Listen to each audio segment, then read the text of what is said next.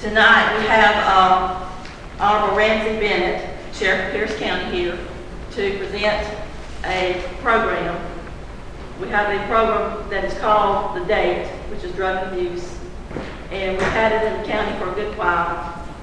The governor is trying to get another program started with this that will kind of take it out of the hands of the county in a sense. And Mr. Bennett is here to present this program with the investigating that he's done with this program. I will now turn it over to you. Are you okay? I haven't even met you. Thank you. I was called by your sheriff and asked if I would come and explain to you what I have incurred during my time as sheriff in Pierce County with the drug court program. Okay? And that's what I'm going to talk about extensively is our facts and figures about the drug court program in Pierce County. Let me give you a little bit of history so you can understand how we got to the place we are today. I have spent a considerable amount of time in public service. I went to the police academy with y'all's former sheriff, Sheriff Williams. And at that time, you could work for a year before you even had to go to the police academy. So at the time I was in the academy with Sheriff Williams, I'd been a deputy sheriff for a year. That was about 93. So I've been with the office of the sheriff that long, and I was elected sheriff 4 years ago when Sheriff Stevenson was elected. Me and him went to sheriff's elect school together. Starting in Pierce County in 2008, drug court was started as a pilot program by our Superior Court Judge Mike Boggs, who is now a judge on the Court of Appeals. And so we've been in this program now since 2008, pretty extensively since 12, when it was brought about in existence by an act of the legislature. And you'll see here, that is the code section that actually brought drug court and the D.A.T.E fund into being. Now the D.A.T.E fund is an acronym that stands for Drug Abuse Treatment and Education. And these are earmarked funds, and that's all you can spend that money for. It's treatment and education. That's all it can be spent for. But what the code section says is that the clerk of the court shall receive those funds, that add-on that's added on to those certain fines and fees by people charged with drug offenses in your county. That money is collected by the clerk of the court, and then it is remitted to the county's governing authority. Y'all have that money, okay? And y'all are the ones that have control of it and can spend it according to the state law. Go ahead.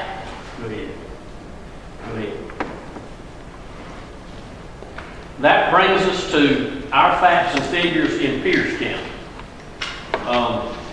Like I say, we've been in this pretty heavy since 12, but we had to figure out where our money was going. Last year, at the end of the year, the sheriff's office in Pierce County was about $240,000 over budget. We knew that $120,000 of those dollars was spent housing inmates out of the county because our jail was too little. We got a 72-bed jail. We spent $120,000 housing inmates outside the county. And folks say, well, that's a lot of money. Well, we got a $1.2 million jail budget.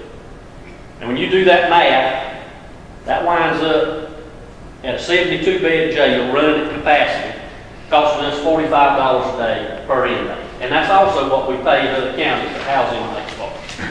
But you'll see there on that, each one of you has a notebook there that you can follow along on this PowerPoint. You'll see there in 2014, simply by days in jail of participants in drug court at $45 a day, we spent a little over $85,000 housing people in drug court in the county jail at $45 a day. Then you can see there in 15, that figure jumped to $129,000. Now that's simply the per day cost of having those people in your jail that are participants in drug court. Now let me tell you how you get them there. These folks are all drug offenders. They have a drug problem. And so they're going to enter into this drug court program. And they don't have to take a drug test, abide by the rules of the drug court, and other regular rules of probation. And if they violate any of those rules, then the judge is going to sanction them to some days in jail. That's their punishment for failing their drug test or violating any of the drug court rules. They're going to wind up in the county jail. That's those days right there. That's that cost. Okay? Now, when they sold us this program, told us it was a good thing, they said that what was going to happen is these folks that had a drug problem and needed some help, they was going to allow them to enter into drug court. And if they could successfully complete this 2-year program, then they would no longer have a criminal record. Whatever felony offense they was charged with would go away if they could successfully complete the 2-year program. Now that's a noble thought, and it sounds good in theory. You know, if you can help somebody who has no criminal record successfully complete drug court and get off of dope and stay out of trouble, that's a major accomplishment. And that sounds noble. But what we found is that's not how it works. And you see that simply by the amount of money that it's cost us. Now you'll also see on that same chart up there the percentage of those people that make up the jail population. Then you'll see a line there that says the administrative cost. Now that's cost not associated with just the $45 a day cost of having them in the county jail. They have drug court 2 times a month. You'll see down there court days, 26. That's 2 times a month, 26 days a year that they have drug court in our circuit. And I have a deputy and a jailer tied up both those days for about 6.5 hours with drug court. And then you see there we have the mileage for those 26 trips to court, charged at 44.5 cents a mile. And that gives you that almost $3,900 there in addition to the $129,000 that we spent on drug court. Now that is all taxpayer money. That is in no way associated with the D.A.T.E fund. Okay? All of that came out of Pierce County taxpayers' pocket. We'll talk about the D.A.T.E fund money that we used in a minute. But all of that money is directly out of the sheriff's budget. Go to the next slide. All right, now let's talk about these drug court inmates, these folks with the drug problem that we're trying to help. This is just the last 2 years worth of data that we had to dig up by hand. You'll see there in 2014, we had 14 people that entered into the program. Okay, that was new folks that entered drug court in 2014. You'll look down there and you'll see that within 12 months of those 14 people entering the program, 100% of them committed a new felony after entering drug court. Okay? 100%. Now these are the folks we're trying to help. 100% of them committed a new felony. The 2-year average is at 91% reoffend. Now let me tell you this. Once you enter drug court, any subsequent felony that you are charged with gets pulled into the drug court program, and if you successfully complete it, it goes away too. Did you get that? So, if I'm a doper, and I decided I'm going to get into drug court, and lo and behold, I enter drug court 2 weeks later, I'm high on dope, and I go down here and do an armed robbery at Flash Foods, guess what? That armed robbery that could potentially send you to prison for life can be sucked into drug court, and in 2 years it goes away. Now what we found is that for folks that know how to work the system, drug court is basically a chance for them to reoffend and reoffend and reoffend within that 2-year window. And if they can be successful and work the program, all that goes away. It's like get out of jail free if they know how to work the program. Go to the next slide. Now, those 14 inmates, okay, that entered the program in 2014. Well, in 2015, we had 30 inmates in the county jail that participated in the drug court program. That's how many were incarcerated in 2015. It was in the drug court program. 30 hit. Simply by the days they were in jail, you'll see there that per person, it cost the Pierce County taxpayer $4,311 by the number of days they spent in jail. That's tax money. $4,311. Now this is standard probationers, okay? This is the program we already had before in their infinite wisdom they gave us drug court. Standard probation that we've had all along. In 2015, let's use the same year, we had 135 folks on standard probation. You'll see there that those 135 people spent 8,489 days in the Pierce County Jail. They made up 12% of the jail population, used up $382,000. But when you divide it by the person, they only cost us $2,829 a person to keep in jail. Now remember, with drug court, we were saving money. That's a difference of about $1,482 more that it costs to keep drug court participants in the county jail on the county taxpayers' dime than it did to have standard probationers that we already have in the county jail. Now, one of the things that they're going to try to sell you on this drug court program is it's going to save the sheriff a lot of money because we're not going to keep these people in jail. That's what they're going to tell you.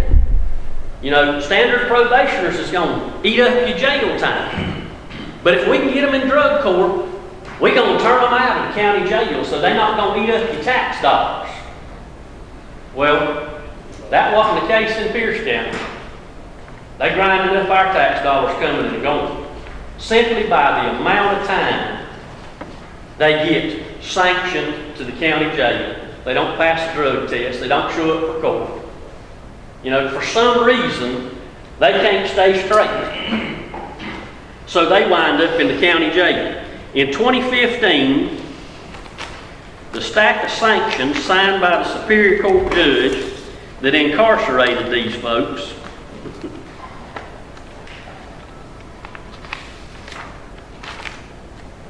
is that thick. It's about a ½ inch thick. I'll find the right stack here directly, y'all.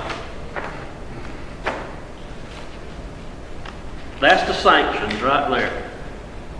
Signed by the Superior Court judge. For them folks in drug court. And they in jail for 2 days, 3 days, 5 days, sometimes 30 days at a time. Because they can't do what they're supposed to do.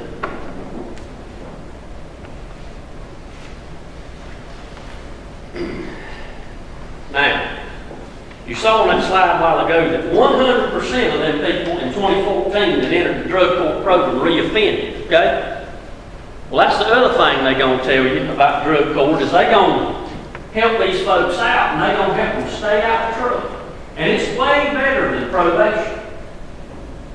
Well, we dug back through the records in Pierce County and we found that standard probationers now on the program that we already got, that we've always had. In 2014, we put 43 new people on probation, felony probation in Pierce County. 5 of them, 11%, committed a new felony within that same 12-month span of time from entering the program. So you got 11% versus 100%.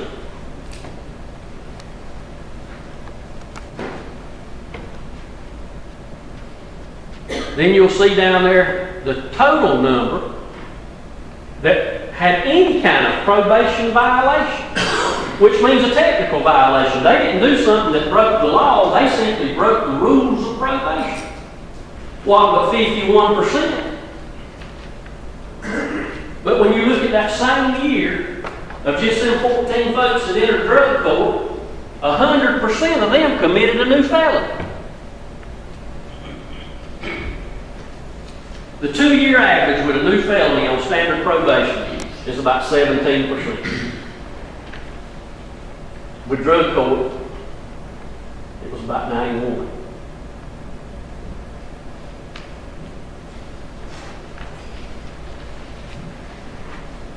There it is, 91%. Take the next slide. Now, I don't know if there's any Superior Court judges or DAs or public defenders in the room with us, but I hope they don't get their feelings hurt very easy, because I'm just fixing to tell you how it is. I ain't very good at candy coating nothing. I'm going to tell you exactly how it is. Governor Deal signed House Bill 279 last year, and it gave every Superior Court judge in a circuit that has a drug court a $6,000 raise. Now, only one judge handles drug court. In our circuit, we got 4 Superior Court judges, but only one handles drug court. But they all 4 got $6,000. All 4. The DA got $6,000. The Chief Public Defender got $6,000. Just because we have drug court in our circuit. Now, folks, I don't know how else to put it, but if you get paid to like something, you generally do.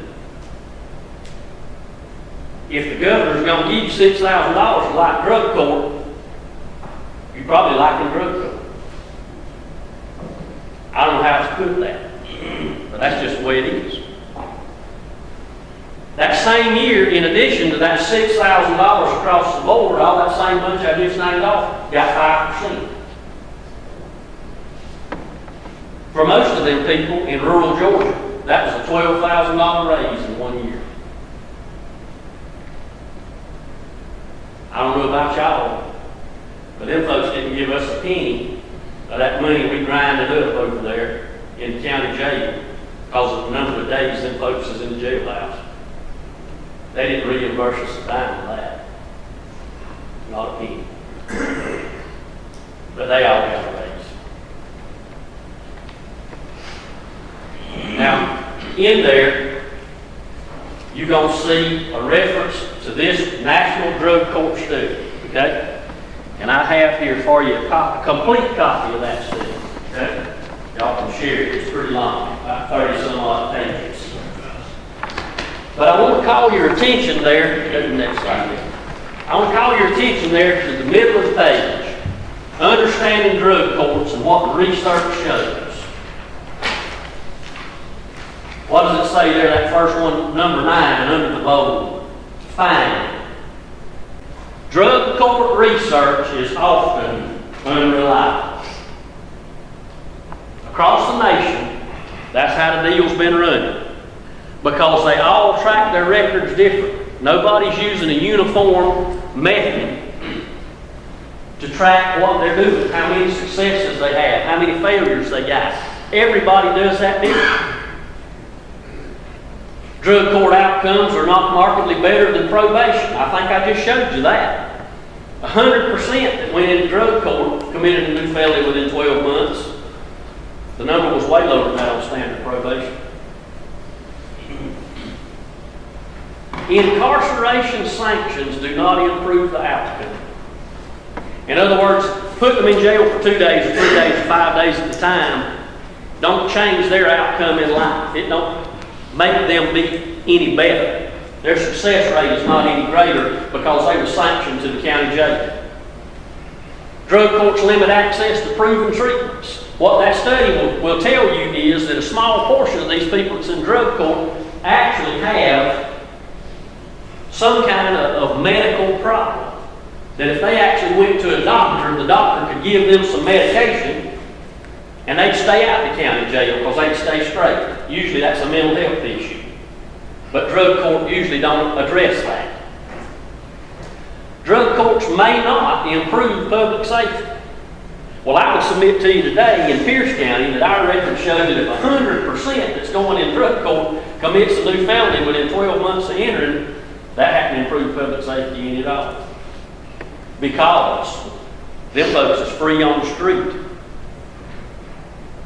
every day to commit a new crime against anybody in the community. They are not incarcerated. Okay? They out on the street.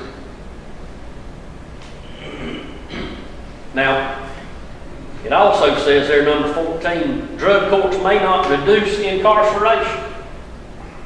Well, in our county jail, they certainly haven't reduced incarceration. They've jacked it up. You know, we already above capacity. And then we get all these folks that's been sanctioned for 2 days, or 3 days, or 5 days.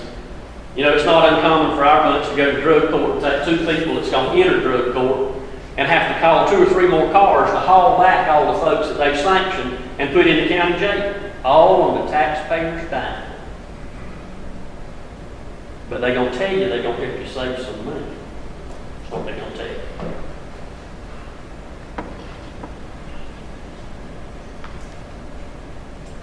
Now, remember that line on there that said that the drug court statistics are often unreliable? The bottom of this slide in the bold black down there with the blue arrow pointing to it, that was the figures that came from the Oconee Judicial Circuit drug courts. Okay? It took me about 4 months to twist their arm to give me them figures. I don't know why it was so hard to get, but it was. I had a hard time getting it.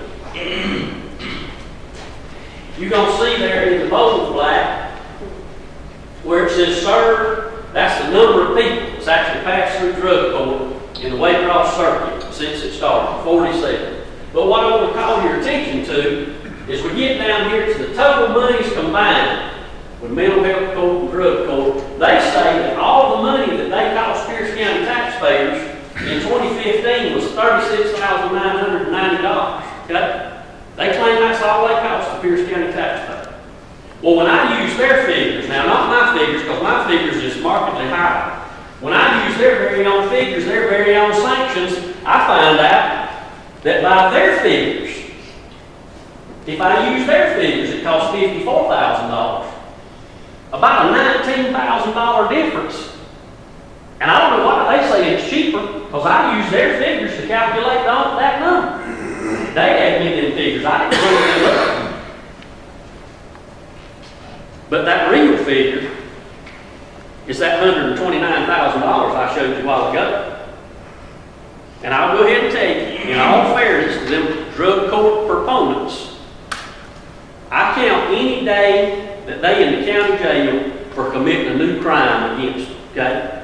Because if they'd have been sentenced to the prison like they should have been when they committed the first crime, they wouldn't be here to commit a new crime. So I'm charging that new crime against their days in drug court. So my figures is always higher than what theirs is going to be. Now let's talk about the D.A.T.E fund a little bit. Okay? Drug Abuse Treatment and Education Unit, controlled by the Board of Commissioners. In the time period in Pierce County, from 2008 to the present, my Board of Commissioners has sent $125,561.99 in D.A.T.E fund money to our drug program. Okay? That's as of the end of the year. That was as of last December. In that span of time, they had 5 graduates. 5 people successfully graduated from the Oconee Judicial Circuit Drug Court in the same amount of time we sent them that $125,000. $25,000 a graduate. But we saving money, so they say. They say we saving money. I have asked my Board of Commissioners not to send them another penny. Now, I don't know how successful I'll be. But I ask the Board of Commissioners not to expend any more resources on a program that is no more successful than what drug court has proved to be. You know, I believe that D.A.T.E fund money that has to be spent for what it's earmarked for, treatment or education, is much better spent in the school system trying to educate small children who've not yet taken up bad habits. Not to take up any bad habits, not to get on no dope. You know, let's try to help them that we can help, rather than being behind the problem over here with a bunch of folks that's already dope heads and trying to keep them out of trouble. My Board of Commissioners haven't voted yet, but you'll see there the letter that I sent them, back up in there. I got a copy of the letter that I sent them, and it's in that book you'll see there. Now, the other thing that you're going to see is there's the letter, okay, and it lists the statistics and where I've asked them not to spend any more money. Now, the other thing you're going to see is that when you get into this drug court business, there's about 5 or 6 different people who are going to decide who gets into the program. There'll be a representative from law enforcement, a representative from the D.A.'s office, one from the public defender's office, one from the drug court program, the judge, who have I missed? Oh, and the counselors, the drug court counselors. But you see, what's going to happen is every now and then, some of that bunch is going to find somebody that they want to get in that's not, well, in that criteria that they first said they was going to use. Somebody with no criminal history, somebody who's a first-time offender, and they're trying to help them keep from getting a criminal history. All of a sudden in my circuit, they say, well, that ain't really the person we can help. The person we can help best is somebody that's about 40, and they've now decided that, you know, they want to quit drugs. Well, since the program changed and they began to do it their way, what I've caught them trying to do and kept them from being successful at is that they want to put folks in the program kind of like this.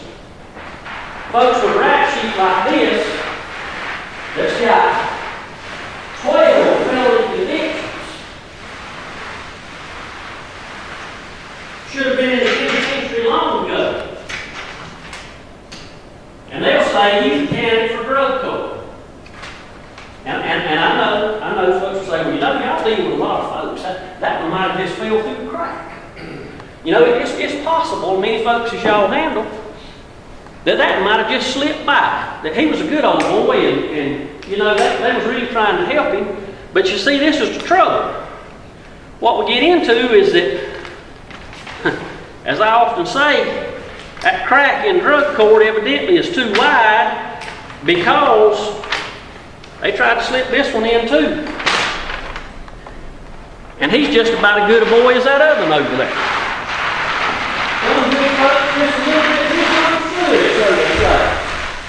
A good candidate for drug court. Now, I'm just sharing with y'all my experiences. I just hope you come to some conclusion and make a good decision that fits what y'all want to do. But I'm here to tell you today, we at a time in America when if you break the law, you're behind this to go to prison. We got to quit coddling criminals. What drug court's turned into is a hug a thug program. That's all this is. They want you to be nice to folks that wants to break in your house and steal from you and steal from the community. And we're supposed to just be nice to them because they just good folks. A little misunderstood. There's the misunderstanding right there. That's been my experience with drug court. Not real positive. A colossal waste of money. Like I say, I just hope you come to a good decision that fits you. Do any of y'all have any questions before I leave? I do have one. I was told by a guess Governor Dale's office, I didn't talk to him, Yes, ma'am. that this is gonna be mandated in 2017. Well, that's what they tell me. But if I can get a bunch of good folks like y'all to listen to the real story and not the story in theory, then y'all might help us come to some conclusion where it might not be mandated. I mean, I think the Georgia taxpayer needs to know what they get. You know, before they mandate something on us, let's know how it's working. Let's know what it's gonna cost us. Because they're gonna tell you that it's not gonna cost you anything. They're gonna use that D.A.T.E fund money to run the program. And in large part, they do. But the hidden cost is gonna come straight back to you, and there is no way for you to recoup that from the state. The hidden cost will fill up the sheriff's jail to overflow it the same way they did mine. That's going to be the hidden cost. And then, there ain't no way to get that money back. So, they may mandate it, but I sure want a bunch of folks in Georgia to know what's happening before they do. A bunch of folks. Goes back to the taxpayers. Yes, sir. That's where it goes back. That's right. The taxpayer's going to be eating the bill. Thank you for coming. Yes, ma'am. Sending this to us. Thank you.